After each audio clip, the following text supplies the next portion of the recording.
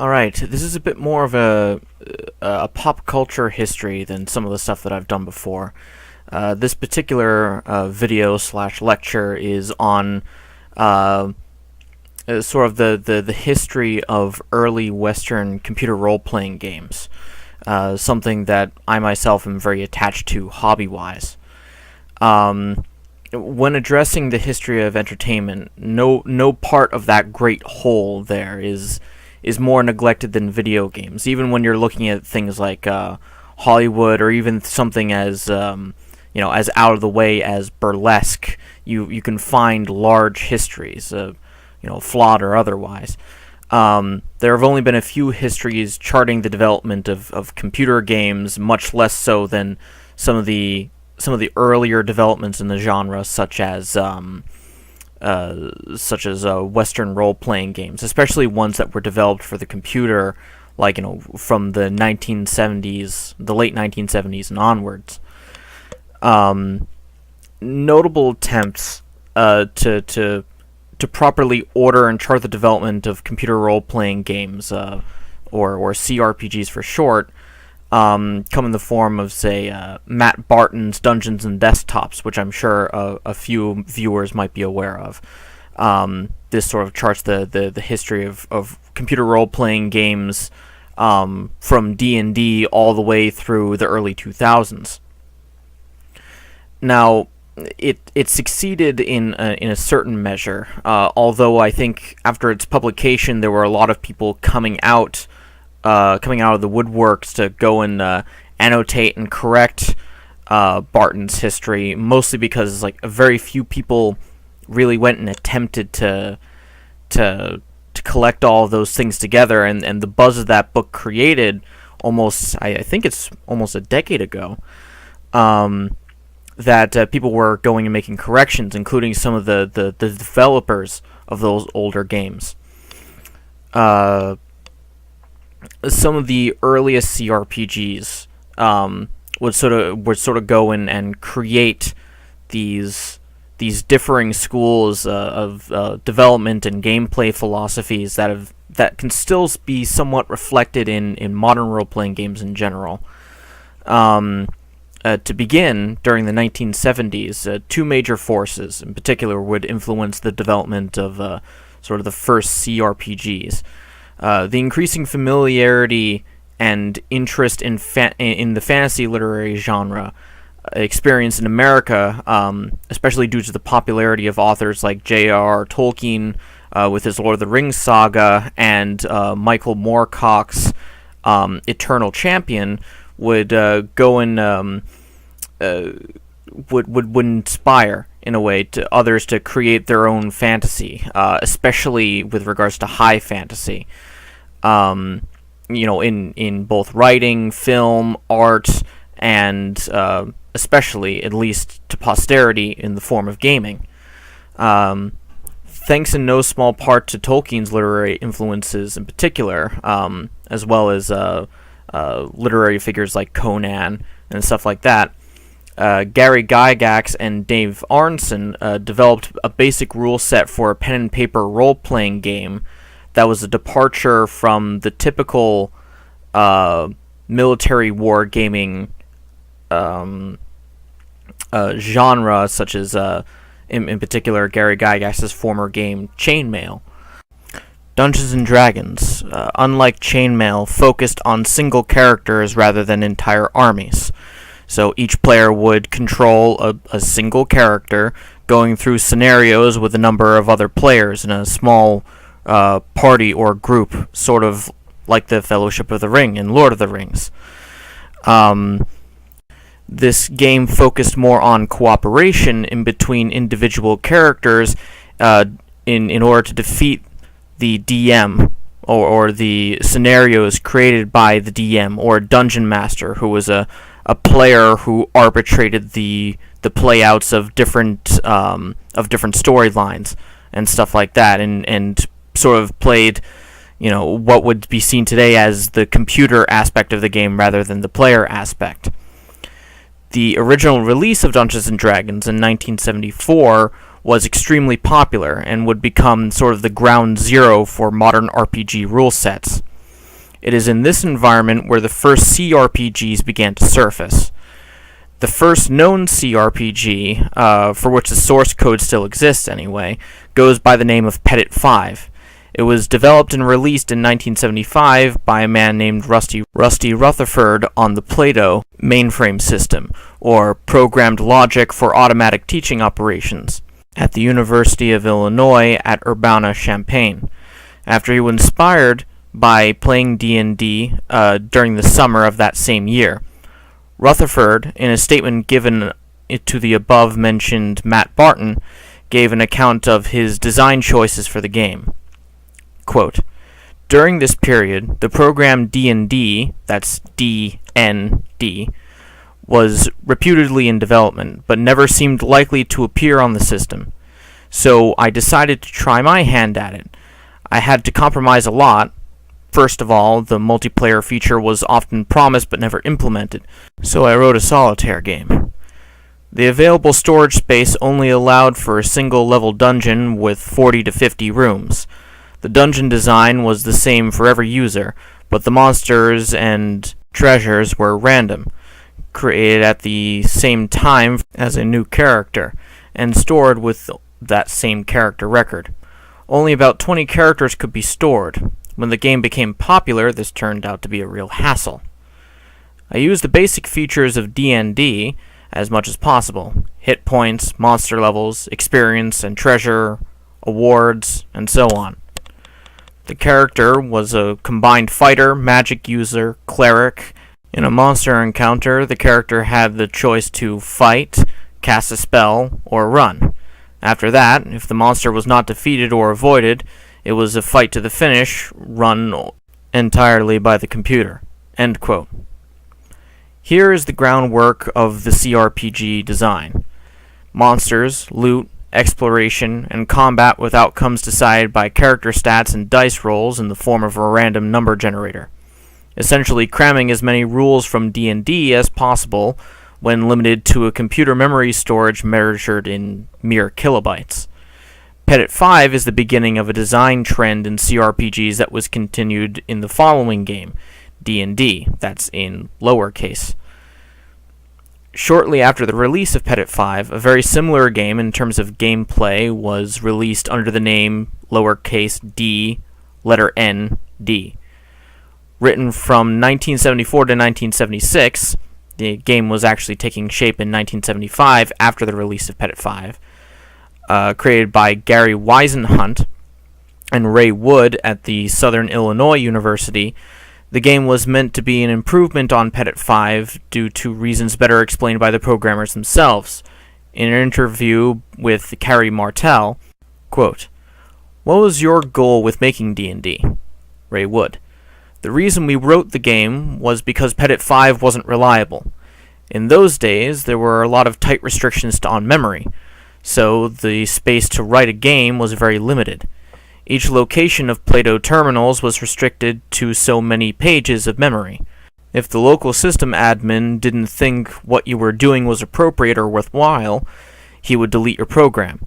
So Petit 5 would be deleted about once a week. And then Russ would have to figure out a way around the system admin to put the game back online. Petit 5 would disappear for weeks at a time. All the guys complained that, quote, Petit 5 is down again. That sucks, unquote. Since Gary and I were the system admins at SIU, we didn't have the problem that Russ had. Since we were tired of Petit 5 getting deleted all the time, Gary and I started writing the game." Now here's Gary Wisenhunt. "My goal was fun. Also, I liked the programming aspect of it. We were actually pretty surprised at how popular it was. I taught myself how to program on the Plato system and liked it so much that I switched majors to computer science. I'm now a microprocessor architect here in Austin.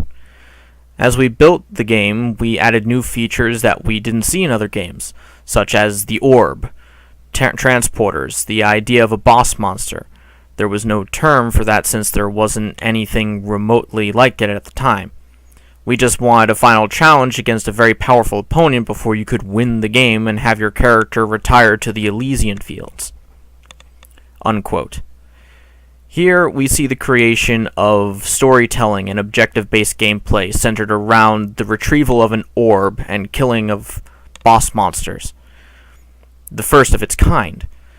It was also the first CRPG that included item acquisition that was not wholly based on looting the corpses of monsters, with the inclusion of a general store for players to buy equipment and other goods for surviving the dungeon.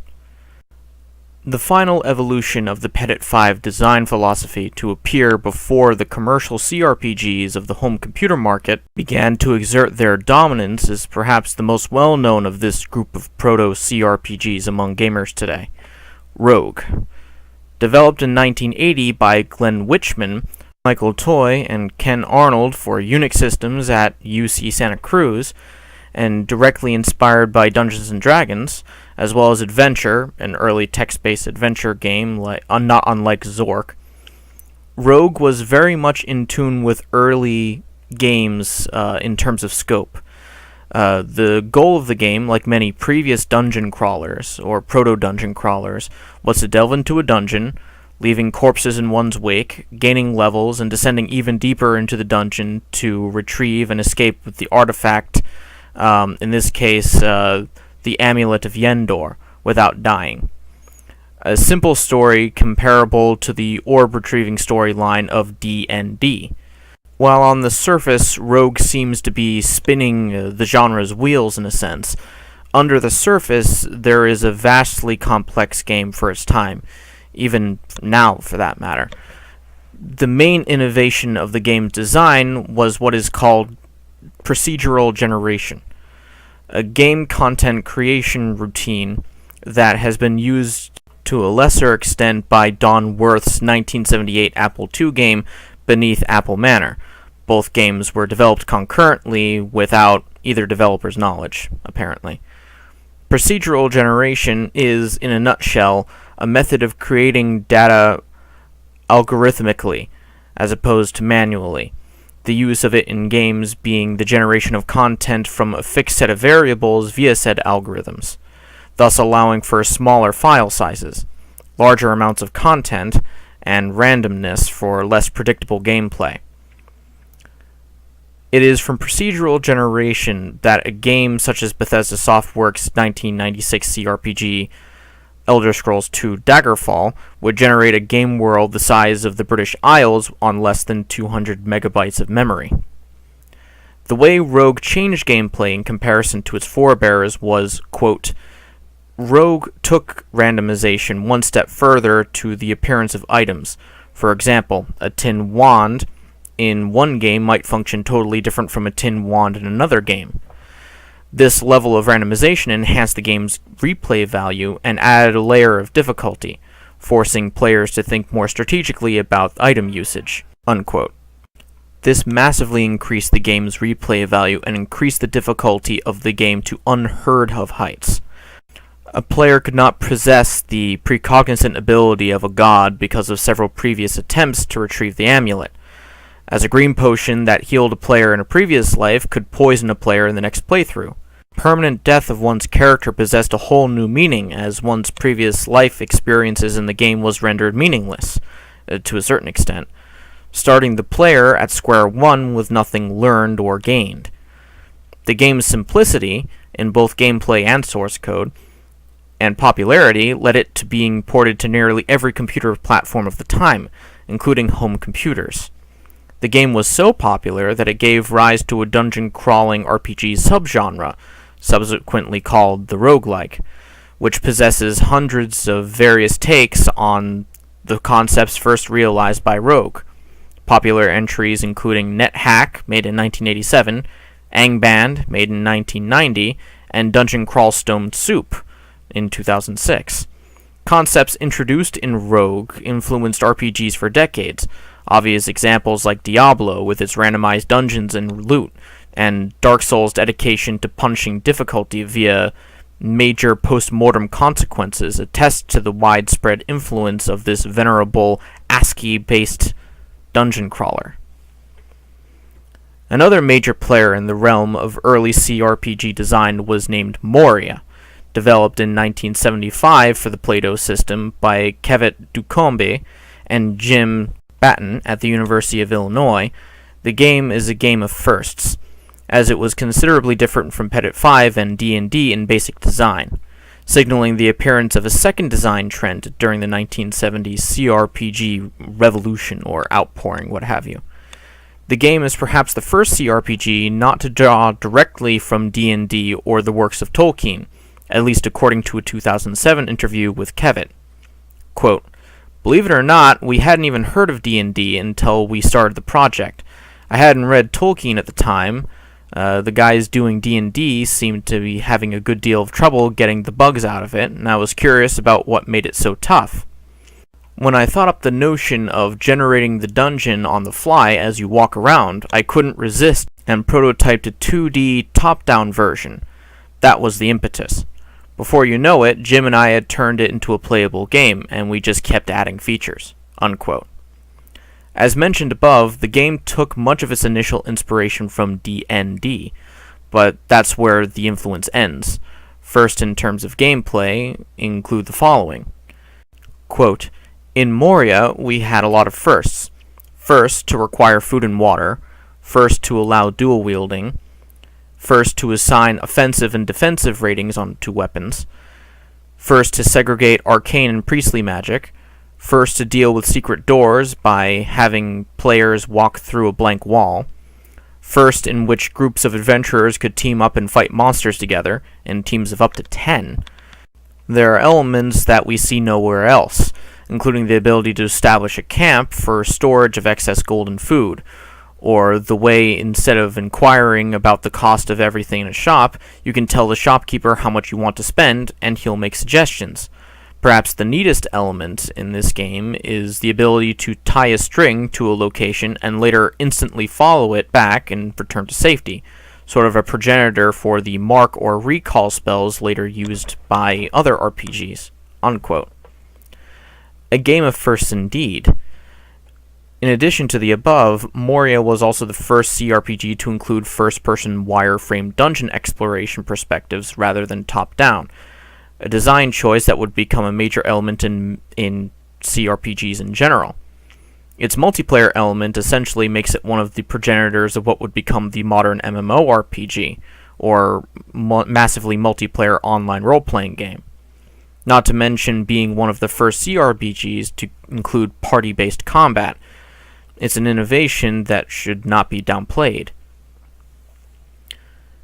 Later mainframe CRPGs would follow Moria's example in terms of design, including Jim Schwager's Oubliette, 1977, most notably known for introducing character classes, in-game gambling, and being the main influence on the development of Andrew Greenberg and Robert Woodhead's Wizardry, Proving Grounds of the Mad Overlord in 1981.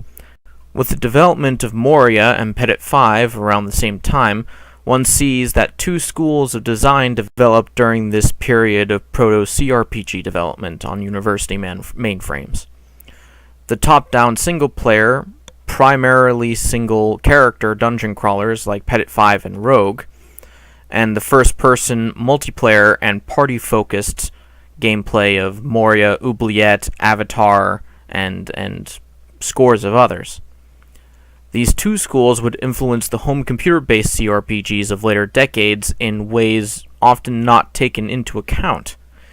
When a World of Warcraft player thinks about the origins of the MMO, they might think of EverQuest or Ultima Online, not Moria and Oubliette.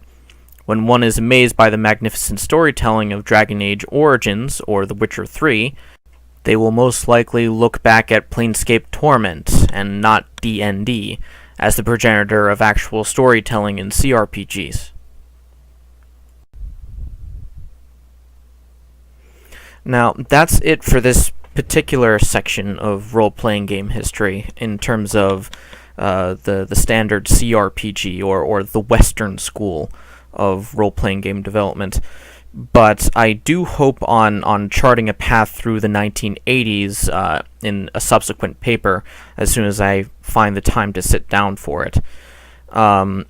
In other news, generally, I'd like to apologize for such a long hiatus. I had a very difficult time at school these past couple of months. I sort of took on senior level classes, and in addition to my senior capstone, about a year early, and I wasn't able to get content out as fast or in better quality as I think I should have. I'd like to say that there are at least six to five more videos that I'm going to be making in the next month or so, including both the conclusion of my fascism series of videos with Nazi Germany, with an additional video concerning Nazism in the United States from 1920 to 1941. So I hope that those particular papers will have been worth the wait. I will include my bibliography for this particular video in the description, and I'll see if I can get access to my Minds account. I'll go and put my essay up on there. I'll make a little blog for it so you can all get a look at the main text body. I'll see if I can have the next video out in about a week, if not 2 weeks. It depends on what my family needs me to do around the house, or to get me to pick up, or what jobs I'm going to be working. It's going to be chaotic for the rest of this vacation of mine, which is about 2 weeks long. But until then, thank you for listening. Later.